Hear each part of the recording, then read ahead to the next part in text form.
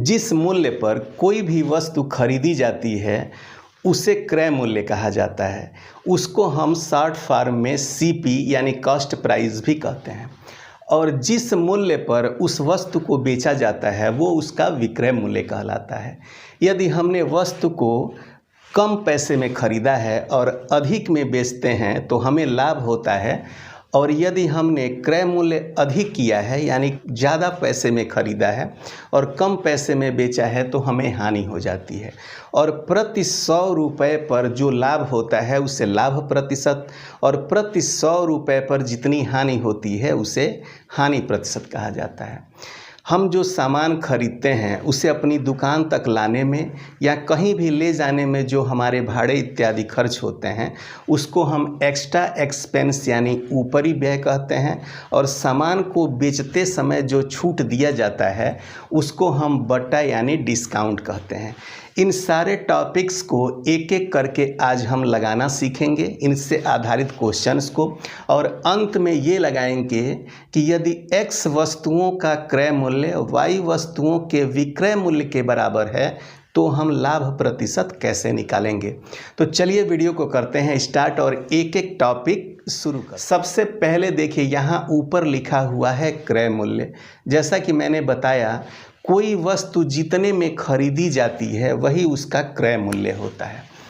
इसको हम short form में सीपी कह सकते हैं यानी कि कॉस्ट प्राइस। तो क्रय मूल्य, अब आप दुकान पे गए, अगर कोई वस्तु जैसे मान लीजिए ये पेन ही आपको खरीदना है तो दुकानदार कहता है इसका मूल्य आपको 25 रुपये देना होगा। आप जो 25 रुपये देते हैं वही उस पेन का क्रय मूल्य कहलाता है यानी कॉस्ट प्राइस होता है। ठीक है, अब चले आते हैं विक्रय मूल्य। विक्रय मूल्य मतलब होता है सेलिंग प्राइस, यानी उस वस्तु को यदि आप खरीद के ले आते हैं और उससे पुनः आपको बेचना है फिर से, तो जितने पैसे में आप बेचते हैं उसको फिर से वही उसका विक्रय मूल्य यानी सेलिंग प्राइस कहलाता है। अब यहाँ चले आइए लाभ क्या होता है। यदि किसी वस्तु को आपने 12 रुपये में खरीदा है, ठीक है, सीपी आपका कितना है 12 रुपये में आपने खरीदा है, और उसी वस्तु को आप जो है एसपी यानी सेलिंग प्राइस 15 रुपये में बेच देते हैं। ठीक है, तो आपको क्या होता है, लाभ हो जाता है। अब इस लाभ को आप कैसे निकालेंगे, इस सेलिंग प्राइस में से इस कॉस्ट प्राइस को आप माइनस कर देंगे यानी कि एसपी माइनस सीपी, तो आपका प्रॉफिट निकल के आ जाता है। जैसे यहाँ पर देखिए यदि 12 रुपये में ख़रीदा गया है और उसको हम 15 रुपये में बेच देते हैं तो 15 माइनस 12 तो हमारे पास हो जाता है 3, यानी 3 रुपये का हमको लाभ हो गया है। ये लाभ आपके समझ में आ गया, प्रॉफिट। ठीक है, अब चले आते हैं हानि क्या होती है। अब जैसे मान लीजिए कि ये सीपी जो है ये आपका अधिक है, मान लीजिए इसको आपने 15 रुपये में ख़रीदा है, अब सेलिंग प्राइस आपका 12 हो जाता है, यानी आपने अधिक में ख़रीदा है लेकिन आपको मजबूरीवश किसी कारणवश कम पैसे में बेचना पड़ता है, तो यहाँ पर आपका लॉस हो जाएगा। ठीक है, तो लॉस हो जाएगा तो ये वाला फार्मूला अब नहीं लगेगा। अब आपको क्या करना होगा, सीपी में से आपको माइनस करना होगा। सीपी माइनस यहाँ पर एसपी हो जाएगा तो ये आपका लॉस हो जाएगा। तो यहाँ आपने सीपी कास्ट प्राइस 15 में ख़रीदा है, 12 में आपको बेचना पड़ा तो 3 रुपये की आपको हानि हो गई। अब हानि भी आपके समझ में आ गया होगा, यानी लाभ और हानि। यदि आपको फ़ायदा होता है तो आप लाभ में हैं, यदि आपको नुकसान होता है तो आप हानि में हैं। चलिए अब इसको हम यहाँ से इरेज कर देते हैं।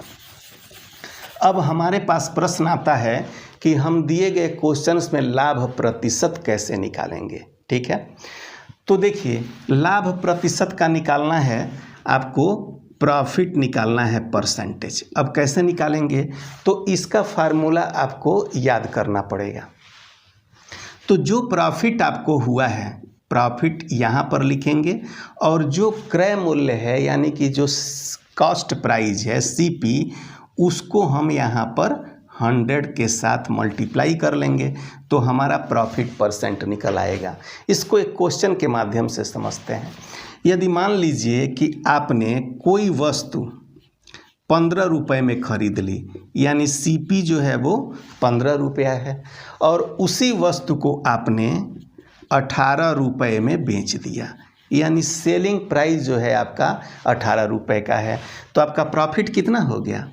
प्रॉफिट हो गया आपका 18 माइनस 15, यानी प्रॉफिट आपका हो गया 3। ठीक है, तो अब हमको निकालना है लाभ प्रतिशत। सिंपल लाभ तो आपका 3 हो गया, लेकिन इसको परसेंटेज में निकालना है, यानी प्रति 100 रुपये पर लाभ का क्या प्रतिशत है ये आपको पता करना है।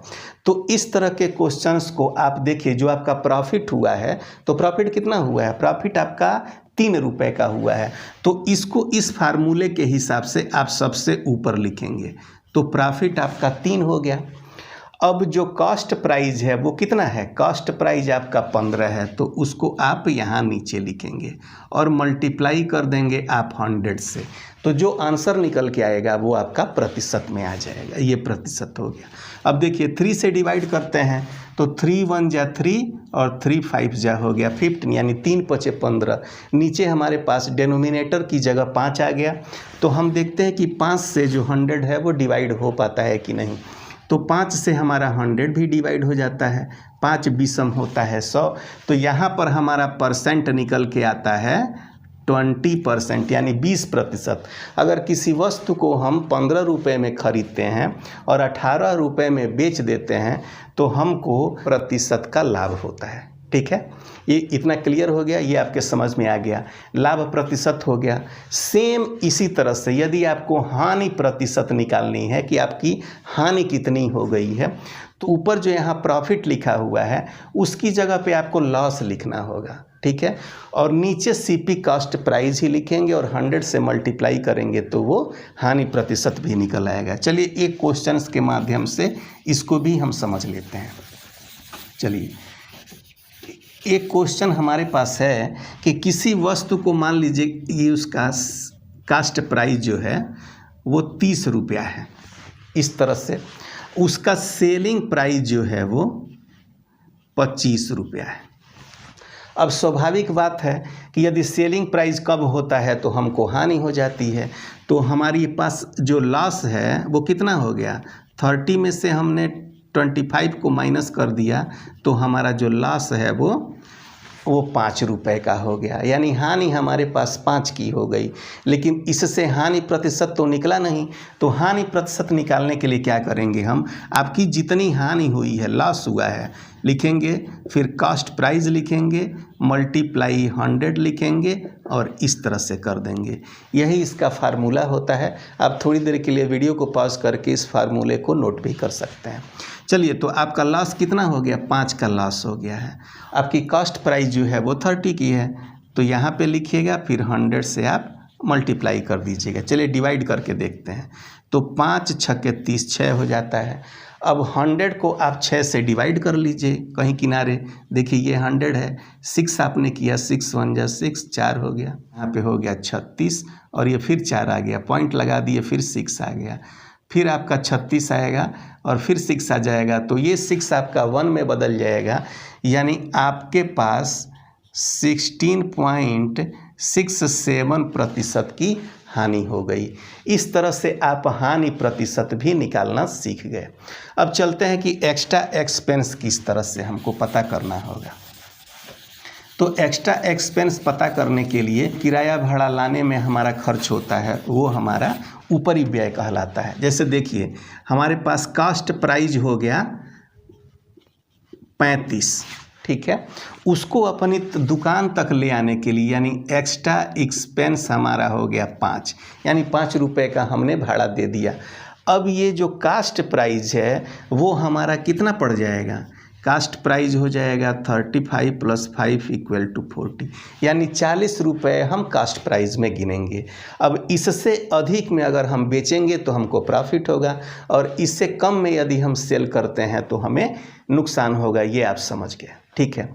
अब चलिए डिस्काउंट पे चलते हैं। ठीक है। अब डिस्काउंट क्या है? डिस्काउंट को हिंदी में आप बटा बोलते हैं। तो ये क्या होता है? जैसे मान लीजिए आप किसी दुकान पे गए तो दुकान वाले ने उस वस्तु को 100 रुपये में खरीद लिया है, ठीक है, और सेलिंग प्राइस जो है वो उस पर उसने 150 लिख दिया है और कहता है कि जो सेलिंग प्राइस है उस पे आपको 20% का डिस्काउंट मिलेगा। तो सेलिंग प्राइस हमारा 150 है, तो डिस्काउंट कैसे निकालेंगे आप? तो 20% का अगर वो कहता है कि 20% आपका ऑफ रहेगा, तो इस 150 में आप 20 से मल्टीप्लाई करेंगे। देखिए डिस्काउंट कैसे निकालते हैं, 150 गुणे 20 बटा यहाँ नीचे आप लिखेंगे 100, ठीक है।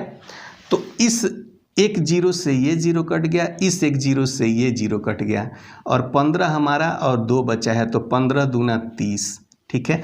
अब ये जो 30 निकला हुआ है यही आपका डिस्काउंट हो जाएगा, यानी कि 150 में से 30 रुपये माइनस कर दिए जाएंगे तो 120 रुपये में आपको वो वस्तु मिल जाएगी। तो डिस्काउंट भी आपने समझ लिया, ठीक है।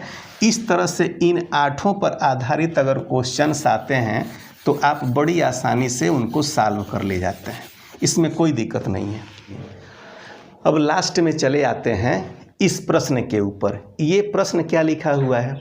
लिखा है यदि 30 सेव का क्रय मूल्य 25 सेव के विक्रय मूल्य के बराबर है तो लाभ प्रतिशत क्या है? इसको आप कैसे निकालेंगे? यहाँ तो कन्फर्म ही नहीं हो रहा है कि कितने में खरीदे हैं, कितने में बेच रहे हैं, ताकि आप लाभ प्रतिशत को निकाल पाएँ। तो ऐसे प्रश्नों को हल करने के लिए एक छोटा सा फार्मूला होता है। यहाँ पर जो लिखा हुआ है क्रय मूल्य के पहले, इसको आप x मान लीजिए, यानी x वस्तु का क्रय मूल्य, इसको y मान लीजिए। y वस्तु के विक्रय मूल्य के बराबर है, तो लाभ प्रतिशत कैसे निकालेंगे? तो सबसे पहले जो हम x माने रहते हैं उसमें से y को हम माइनस कर देते हैं। जैसे यहाँ पे फार्मूला मैंने लिख रखा है, लाभ प्रतिशत बराबर x minus y by y multiply 100%। तो इस प्रश्न को कैसे सॉल्व करेंगे? यहाँ x की जगह हमारा लिखा हुआ है 30, यानी कि 30 सेव का क्रय मूल्य 25 के विक्रय मूल्य के बराबर है। तो y की जगह हमारा 25 है, तो 30 में से हमने 25 को माइनस कर दिया। अब 25 विक्रय मूल्य हमारा क्या है? 25 है, यानी y की जगह, तो यहाँ पर हम 25 लिखेंगे और इसके साथ हम 100 से मल्टीप्लाई कर देंगे, ठीक है। अब देखिए इस 25 से हम 100 को बड़ी आसानी से काट सकते हैं।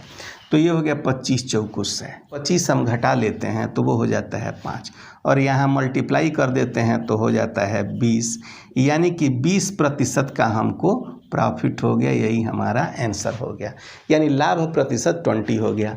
तो जब भी इस तरह के प्रश्न आएंगे, पहले वाले को हम x मानेंगे, दूसरे वाले को y मानेंगे और फार्मूला अप्लाई करेंगे x minus y by y multiply 100, तो आपका लाभ प्रतिशत निकल जाएगा।